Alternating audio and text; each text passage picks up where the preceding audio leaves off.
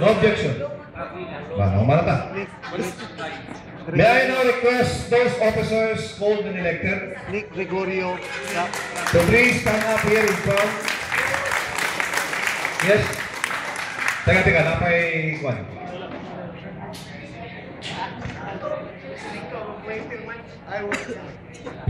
I would like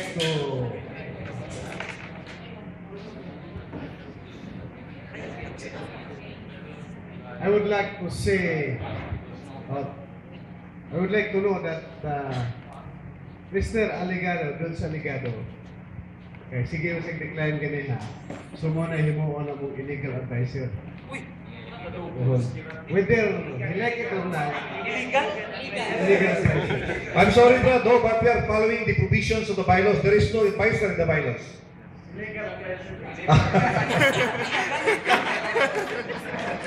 Let us.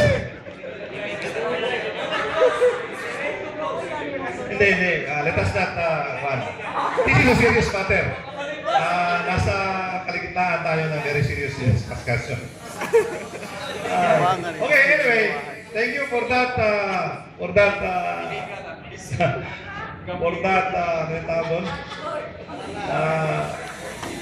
spice light.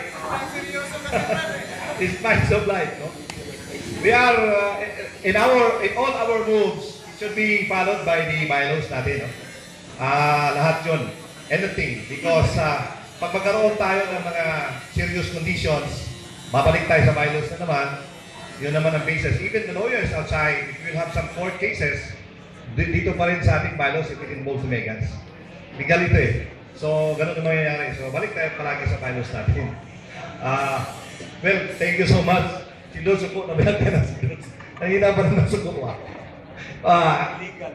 Basta, you are all elected. I would like to request all the elected officers to please stay here in front para makita nato sila. From the chairman down to the membership, the development officer. Pakibasa daw ninyo ang record, please.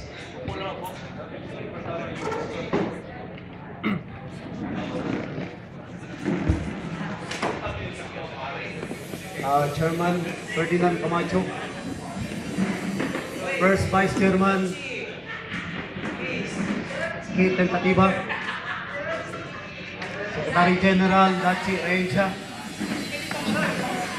National Treasurer Noel Mesa, National Auditor Emmanuel Asnar, Business Relation Officer Norman Genito, Public Relation Officer Diego Dagyo, National Justice Tribunal Officer Baltasar Bustillo, and Membership and Development Officer Nick Gregorio Ravena. Nick Gregory.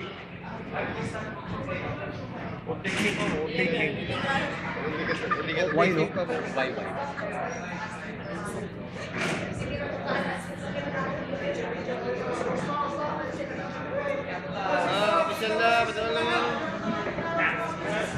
Please sit.